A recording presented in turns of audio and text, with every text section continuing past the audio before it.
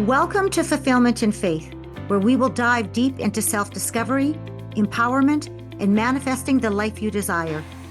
I'm your host, Shannan Mondor, and through my own experiences with addiction, sobriety, and personal growth, I've learned invaluable lessons that I'm passionate about sharing with you. Now let's start creating a life you love.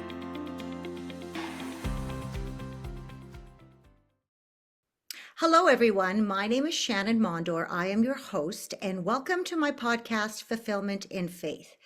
Today, my guest is Elaine Lindsay. Welcome, Elaine. How are you? Thank you so much. I'm great. It's lovely to see you. Well, I am very excited for the listeners to hear your story because they are going to learn so many things from your experience. So what we're going to do is we're going to kick it off right now, Elaine. So if you want to tell everybody where you're from, a little bit about yourself, and then right from there, if you can go into your story, please. Absolutely. So I'm Elaine Lindsay. I began in Scotland and moved to Canada when I was very young.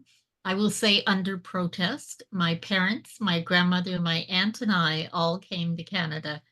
And it was wonderful to have extended family, but my heart will forever be in Edinburgh. So I grew up with what now I know is called suicidal ideation. Underneath everything in my life, even as a child, the option on the table was always, or I could just exit. I didn't understand a lot about it. And when I was 16, a very dear friend, Andrea, took her life.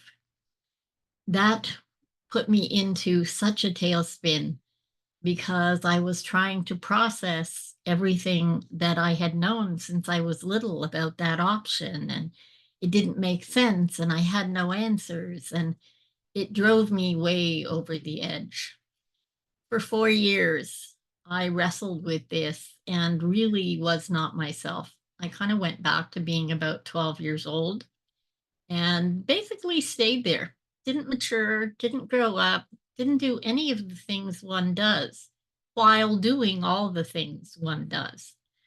I was married very early.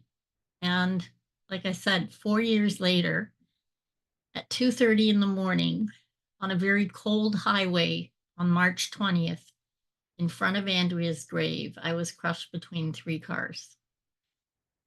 A guy came around the curve in the highway. He couldn't have seen my car nor the police car that was supposed to be giving me a boost.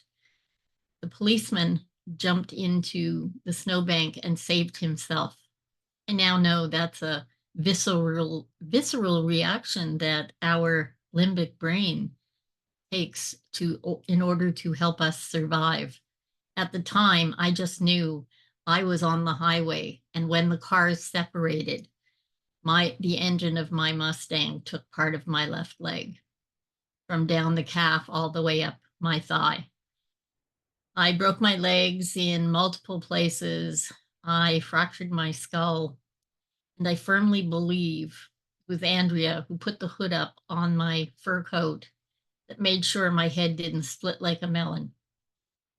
I was in hospital for months, started having all kinds of surgeries, plastic surgery to close or at least minimize the hole in my leg. I ended up losing both my kneecaps, all the cartilage in both of my legs. I was 7 months pregnant and they took the baby. I had a number of internal injuries. So the next 5 years were spent in and out of surgery, in and out of hospital, and in and out of being a nice person. When you are in pain 24/7, it can, well, make you frazzled. I now understand that pain does change us. It completely changes the person we are. The longer you're in pain, the worse it gets.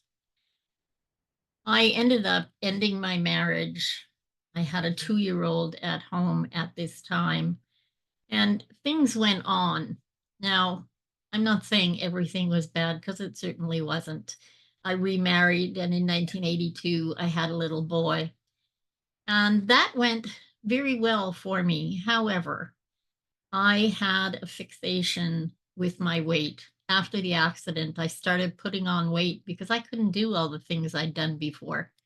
I didn't skate anymore. I didn't ski. I didn't ride horses. I couldn't even ride a bike. All of those things were now outside the realm of possibility for me. Putting on weight just made me hate myself more. And the more I hated on me, the more I fixated on doing something to fix this. I thought I'd tried everything. And then I heard about a surgery, a stomach stapling surgery that was very new. And I thought that was my answer. I went against my entire family in order to have this surgery. It was experimental. It had only been in happening for a year. And the doctor who was doing it in our city, unbeknownst to us, was already being investigated because there had been 2 deaths. The entire group of people that he worked on, including me, was the number 37. I went into the hospital in September, beginning of September 1983. Overnight, the next morning, I was to go to surgery, and I was told I would have a tube in my side for 3 weeks. That's what I would feed through. Nothing could go by mouth because they would be working in the stomach and they wanted that to be able to heal, which made perfect sense to me. I had jumped through all the hoops. I'd seen the psychologist, I'd gone for all the testing. I was a perfect candidate. I planned to do exactly what I was told in order for this to work. I was absolutely ready. In fact, I'd lost over 20 pounds in preparation for the surgery. We're never actually going to know what happened in that surgery. And we didn't find out anything for 12 years. But there are a number of OR reports. And what we can best come up with is the machine that they used to cut the holes in the stomach was held improperly. And instead of 2 matching circles, one of them was perhaps an oval, but it caused a gastric leak. The doctor tried to cover it up and so told us nothing. 1 week later, with a terrible pain in my left shoulder blade, I was sent home. I went home with nothing for pain because I think it was my penance for the family who didn't want me to do this. I only stayed home for 17 hours. My husband had to call the emergency at the hospital because, well, most people didn't know what to do about this surgery or what to do after it. When we went to the emergency, the doctor ended up giving me a shot and writing my husband a prescription because in order to take something for pain, it had to be put in my side through that tube, the tube that I was supposed to have for 3 weeks. Just before I was heading home, after having the shot and feeling slightly better, my husband saw the resident from my surgery walk through emergency, and he said he saw the resident see me, and the look on his face terrified my husband. He didn't know what was wrong, but he knew something definitely was. The next thing we knew, we were being told that I had to stay, and they were calling in doctors and the head of the X-ray department and sending me for all these tests. And before I knew it, the very next morning at 7 a.m., I was taken back into surgery. Again, we don't know what actually happened in the surgery. I just know he didn't fix it. You see, the gastric leak was basically encased like a pouch, and that meant that it was percolating every day that I had that. 3 days after the second surgery, I developed an abscess on my left lung. They had to put in a chest tube. 3 days later, they took me early in the morning down for a special gastrographin swallow. Getting me into that X-ray room was a bit of a challenge because I'd had it. I was done with all this. I just wanted to go home. And when they were done, they told me that I needed more surgery. I'm afraid I said, no, thank you. I'm done. No more. And they said, no, that can't be. It has to happen. They ended up sending the head of X-ray to my gurney, who said, Elaine, I'm being honest with you. You will be dead before supper. You have to have this. They called my husband and had him sign for the surgery. It was September 28th, my daughter's birthday. My parents took my daughter while my husband walked the hallways of the hospital. I was in surgery for hours and hours. The best we can come up with later is that my heart stopped on the table. The doctor, I believe, was intent on saving his own skin, and so he took apart the entire stomach stapling. The other residents and people in the surgery got my heart going again, which I guess didn't thrill him, but that meant he had to fix what he'd now undone. And as he tried, they realized that all the tissue was friable, which means you can't put it back together. So they had to start packing me. I stopped breathing, and in trying to get me back, I ended up with a couple of broken ribs. And the doctor called in another surgeon. He thought, I guess, the only way to let the stomach heal was to make sure absolutely nothing got there. So he took this surgeon and had him divert my esophagus out my neck. I woke up in ICU with a hole in my neck, a whole bunch of tubes coming out of me everywhere, drains and tubes that went to bags and things that looked like hand grenades. And actually, I had one tube on my right side. Don't know really where he went, but he hung around for a long time. I had him for more than 7 months. So I called him Hugo, because you go where I go. He was my buddy. And the one on my neck was just a little tiny hole. It was like the end of my finger. But saliva seems to be like battery acid, and it was eating my skin. And all the skin on my neck was blistered and red and painful. And after the 11 days in ICU, when they took me up to the ward, a few of the nurses were really touched by the pain that I was living in and decided they would bring me a popsicle. And they got all the towels from the whole ward after guests would leave. When you had visitors at night, when 8 o'clock rolled around and everybody left, I would get all the towels from the whole ward and we'd stuff them around my neck so that I could have a popsicle. That only worked for a week or so, and it was making the blisters and everything worse. And one of the nurses realized that if she talked to the stoma therapist, that's somebody who helps people with colostomy bags when you use or lose part of your intestines.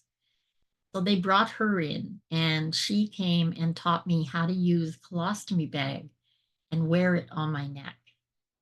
That way the saliva, would collect in the bag and stop wrecking my skin. I was still open and being packed every day because things were still not back together. That went on for a couple of months. Having the bag meant I could still have my popsicles, but our bodies are funny things. They do try to heal themselves. And a few weeks later, I got busted because Hugo showed some weird colored stuff. The doctor was not amused. I said to him, you tried not having anything by mouth for months and months. He didn't think that was funny either. I don't think he thought much of me at the time. I ended up going home for Christmas with my colostomy bags. And in January, I got to meet the surgeon who cut the hole in my neck. He decided that it would be a little chancy to do it now, so we didn't close it until I think it was the end of March. Unfortunately, closing something like that over time, because it's not a normal procedure, caused a bunch of scar tissue to be put here. So I have a little pouch. hoop like a crane sometimes because water tends to get stuck along with other things. Very elegant, not. These are things you just kind of put up with over time if you get to live, which is exactly what I wanted to do. There were many times where I didn't, I'll tell you though. I had to have many more surgeries after that, and it seemed I would just be getting a little better and something else would happen. We didn't learn until 1994 in court that he had undone the stomach stapling 3 weeks after he put it together. I didn't have a stable stomach. I had scar tissue everywhere. And what that caused over time was malnutrition, malabsorption. It caused me to develop osteoporosis. Found that out when I fell getting out of the car, and instead of having a bruise, I shattered the humerus in my right arm completely. Spent 5 months wearing a prosthetic to keep things together before they put in the titanium humerus rod. I'm now bionic. I also have a half joint that's titanium.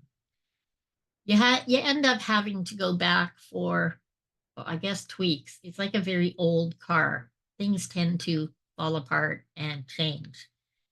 Over the years, I ended up with diabetes. I'm now insulin dependent, osteoporosis. I have cirrhosis.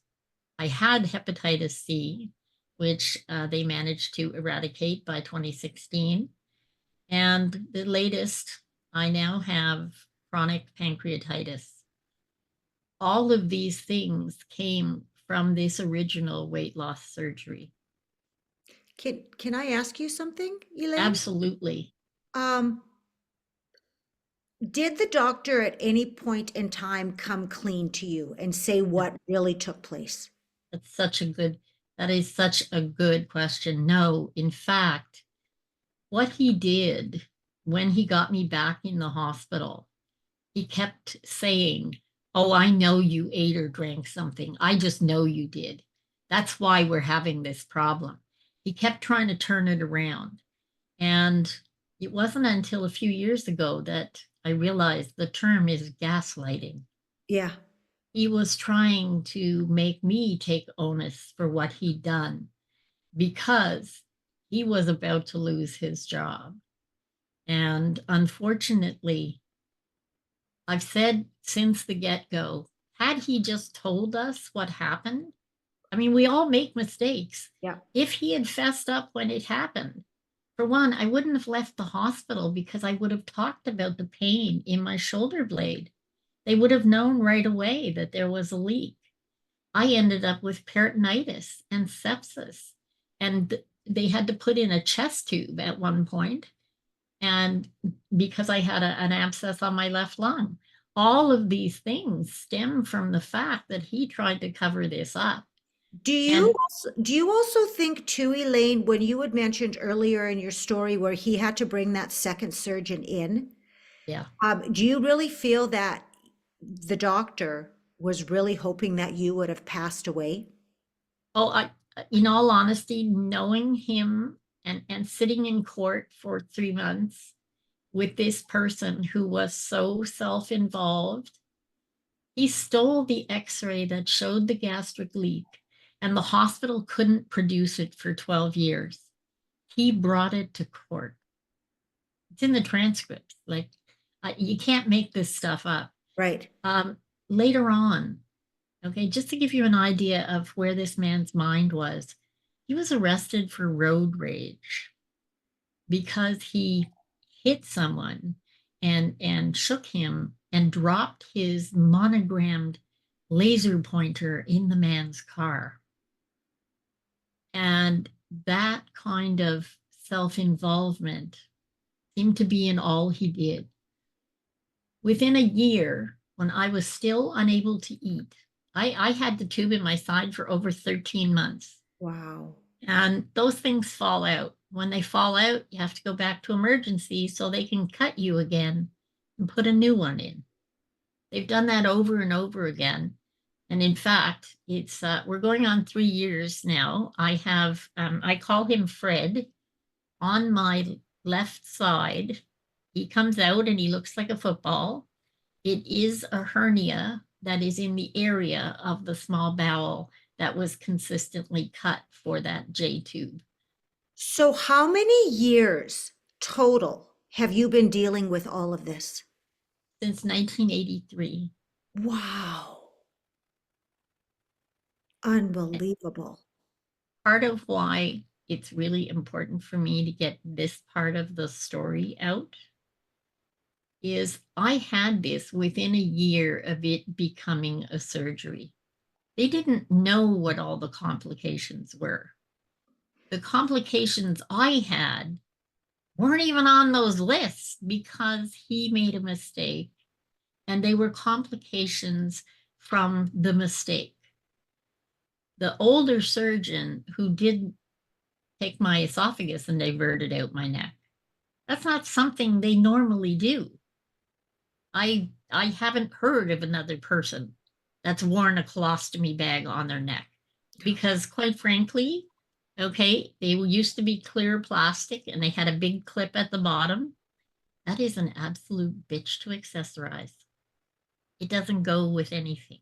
And yes, I know I have a very bent sense of humor, but you have to find some humor in what's happening so you don't totally lose your mind. Oh, for sure. For sure. Yeah. Oh my But goodness.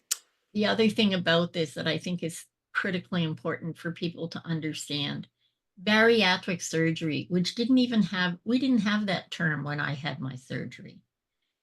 There are these complications, and the VBG, which is what I had, was stopped very shortly thereafter because of the high rate of complications and the many times they had to redo it or change it to a different type. So they just stopped doing it, and that's understandable. Here we are now, Ozempic and Wegovy and these semaglutide came out in 2017. They only have the tip of the iceberg in the possible complications. And you know, pancreatitis is one of them.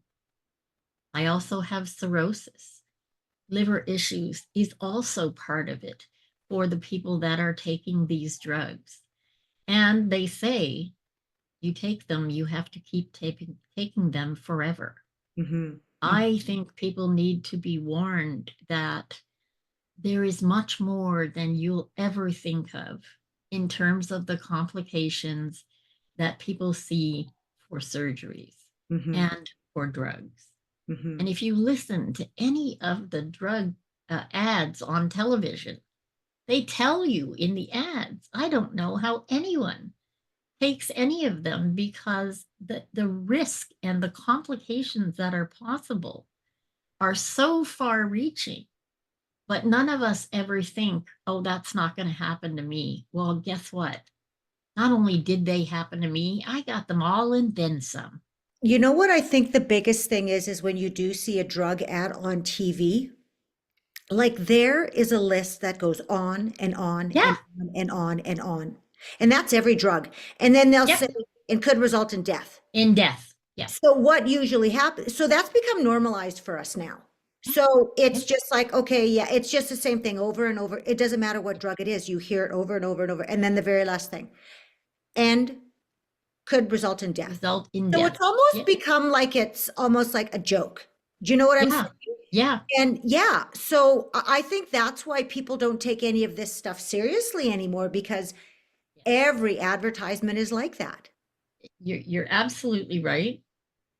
And I'm working on a TED talk at the moment called Perfect. Oh, wonderful. You'll yeah, have to let us the know. insanity of vanity, Yeah, because that's really what it amounts to.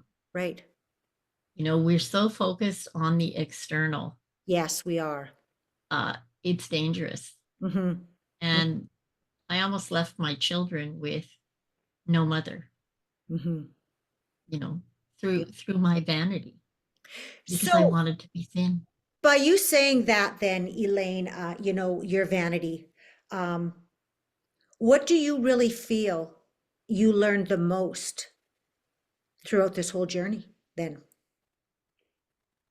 I learned that focusing internally and living in the moment, enjoying every little thing you can is absolutely critical.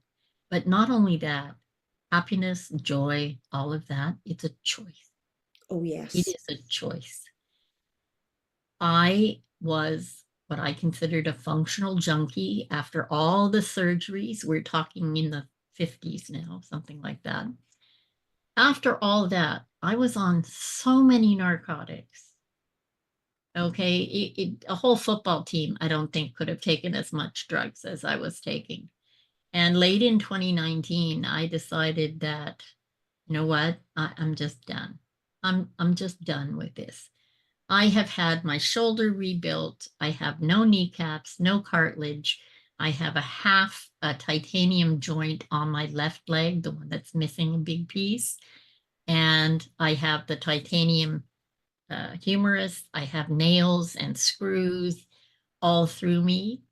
And the fact is, okay, that's opportunity to keep going and to do good things, to enjoy your life, because that's what we're here for. We're here to enjoy life. So I started cutting back on the narcotics. I wanted to get to nothing. Hmm.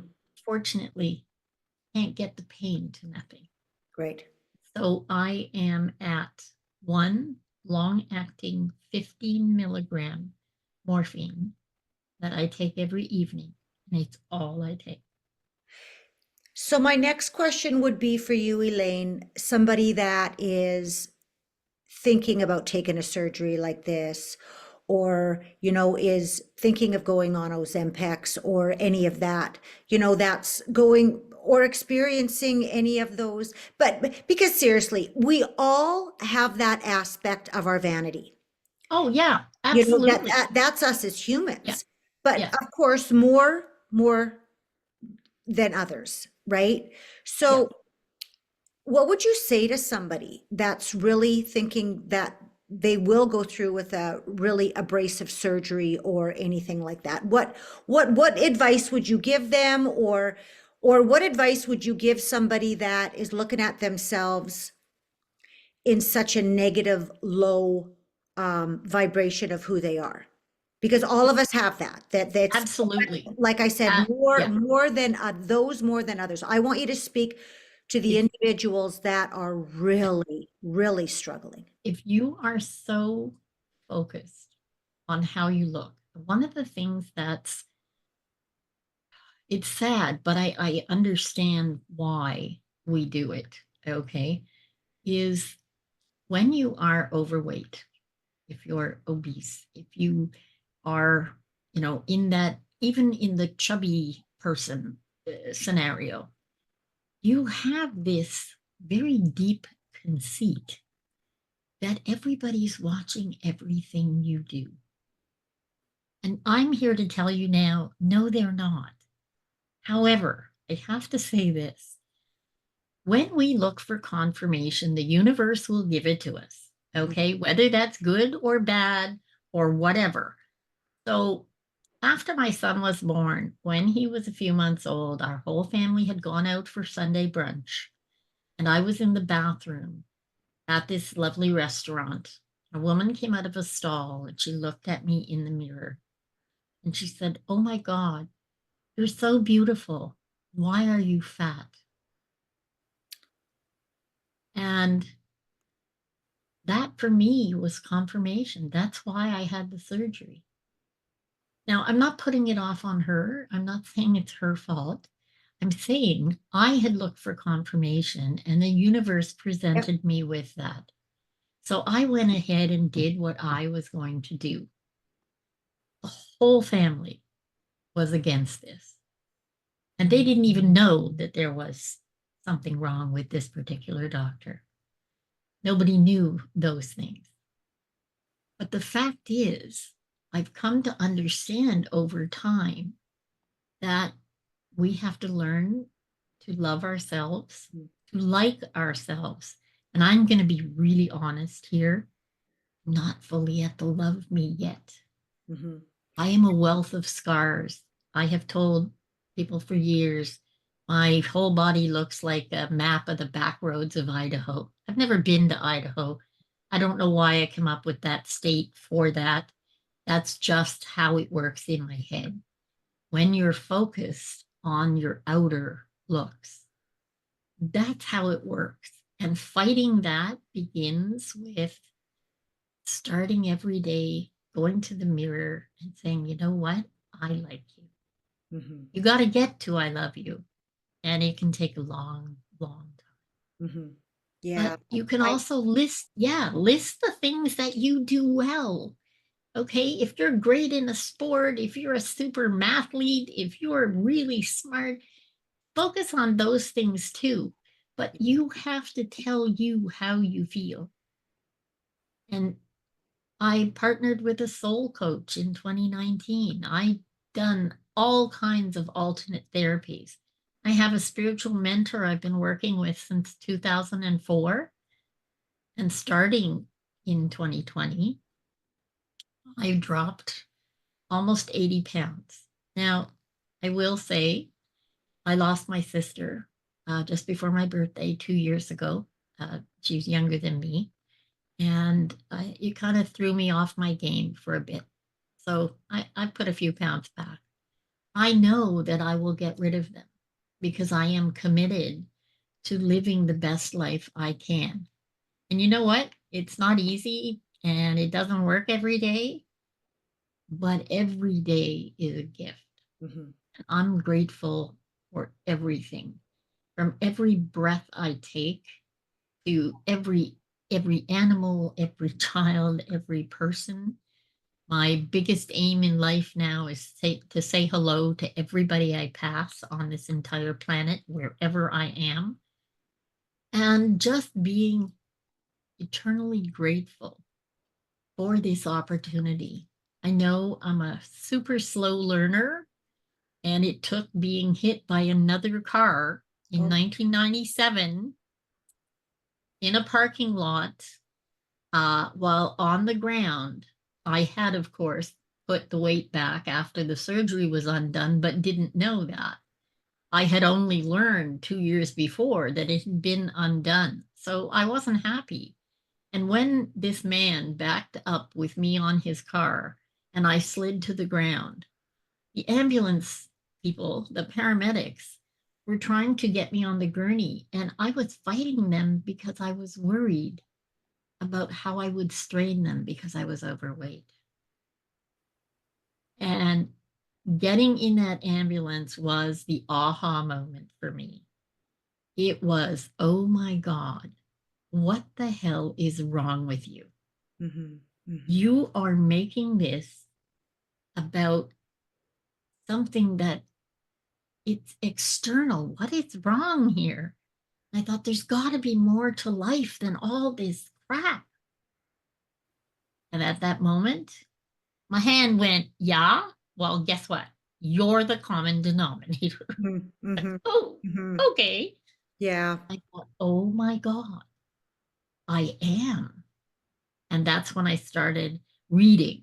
I got the Four Agreements, the Ninth Insight, every book I could get my hand on. I watched Oprah. I talked to all kinds of people. And that's when I started looking for a spiritual mentor and learning about meditation and visualization. And I can honestly say, people ask, what's the best thing that ever happened? Well, it's the universe hitting me with that last scarf. Yeah. The big, Absolutely. huge man being crazy was the best thing that could have happened. Yeah. See, and what I like about your story, and anybody that who has come into the awakening to awareness is they look at their past and they Yeah. actually embrace it and they know that all Oh of these yeah. things happen for a reason. So that's what I love about this. And that's Yeah. the biggest point that, people that are listening to my stories, with all my guests on my podcast is that they learn to actually look at their past and embrace it and get rid of being a victim and all of Oh that, my right? God, yeah. Because that's the worst thing you can do, and blaming. And once you take responsibility for your life, that's where you gain your power and you go forward. So I want to thank you Absolutely. so much for sharing your story.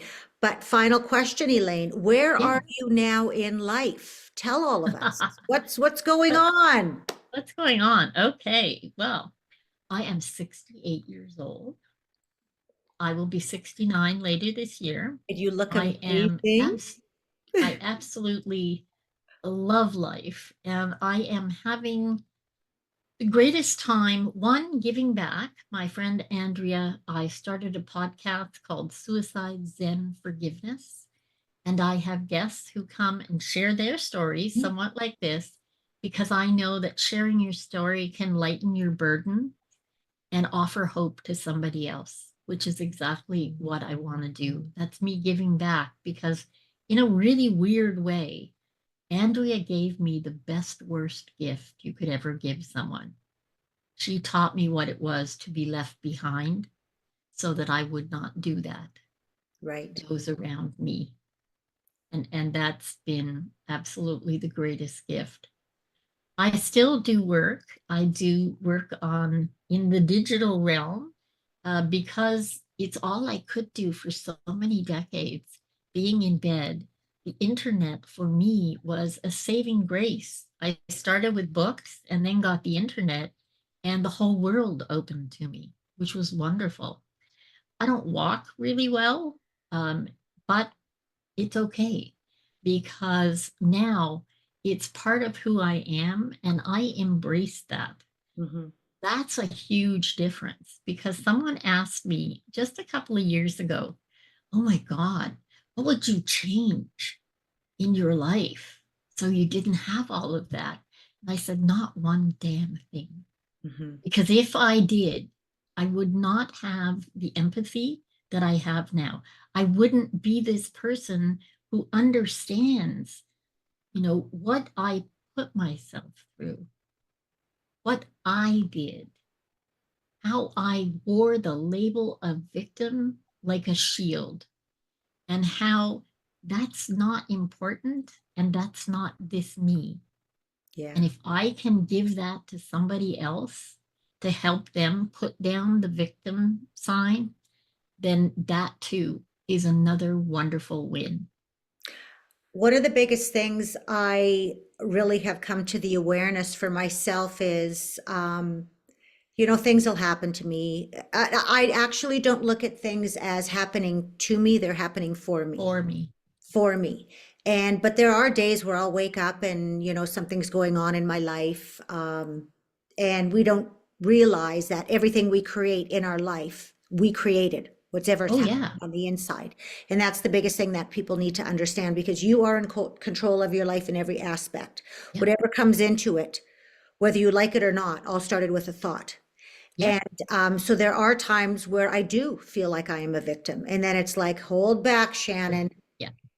Stop it because you created this somehow, some way, due to a vibration or whatever. It's you brought this into your life. And once I recognize that, it's like, okay, yes, I can sit with it. I can go with my feelings, and then I have the power to change it. Can I say two things to that? Because I Yes, think this is yes, super important for yes, it people is. to Yes, understand. Okay. We have to be careful with our languaging. absolutely. I said the universe confirmed what I was looking for, and it wasn't a good thing. But the universe doesn't choose what we look for, what we decide. On that note, the word but, unless you're talking about your derriere, please leave it out of your sentences. The moment you say the word but, you have erased everything that came before that. So if you're giving someone a compliment and you say, "Oh, I really love that sweater, but it would be better for you in this color." You just negated everything you said ahead of that, and you are putting someone down. And that works with yourself as well. And the other one is the word need. People don't realize, but the word need is a perpetual state. If you put it out to the universe that, oh, I need to be thinner, I need money, I need, that is a perpetual state, and you will stay right We'll there continue to need time and forever time again. because Yeah. you're asking to need. You're not asking. You just say to the universe, I think some more money would be awesome. Yeah. I think I need to lose. Look, there we go. I don't want to use that word. I am going to drop a few pounds. Yeah. I It's a am so happy whole and different grateful now energy, that. right? Yeah, I am so happy and grateful now that, and then Yes, my yeah. sentence. It's Yeah. so good. It's so Yeah. good. But making sure that you are aware of your languaging and things like need and but come right out of whatever you're saying Mhm. because you don't want to put yourself in that perpetual state. Exactly, exactly. Oh, Elaine, this was such a wonderful interview, and I am so grateful that you were on my podcast. But I do want to let the audience members know that all of Elaine's information are going to be in the podcast notes. So, yeah, so I want you to listen to her podcast. I want you to check out the notes. So at this time, Elaine, I want to say thank you so much for being on my podcast. So thank you. Well, thank you for having me. And I really do appreciate that. If we can get the message to one person. Yes, yes. Isn't that the goal? Just one person. That's why I wrote my book. How in the hell did Yep. I get here? Forever Changing the Genetic Blueprint was, I wasn't even thinking about me when I was writing my story. Like I had tunnel vision. It was just, I just want to help one person. That's all I want. And now I look at the ripple effect of what I've created from Yep. this, from that one person. Now I'm Oh, helping thousands and absolutely. thousands of people. And it's the most wonderful feeling. Truly. I'm in the middle of the book. It hopefully will be out by next year. And it took a while to get past the victim and the other bits because I thought, why would anyone want to hear my story? There's lots of people. Don't do that to yourself. Yeah. Somebody needs to hear what you have to say. Absolutely. Yeah. Well, Well, I thank you so thank you. much. I Okay. thank you. Thank you. Thank you. And to your audience, I say make the very best of your today, every day. Thank you for tuning into Fulfillment and Faith. If you're ready to take your faith and empowerment to the next level, connect with me at shannanmondor.com. Remember, you are not alone on this journey. Together, we can create the lives we love. Until next time, stay empowered and keep the faith.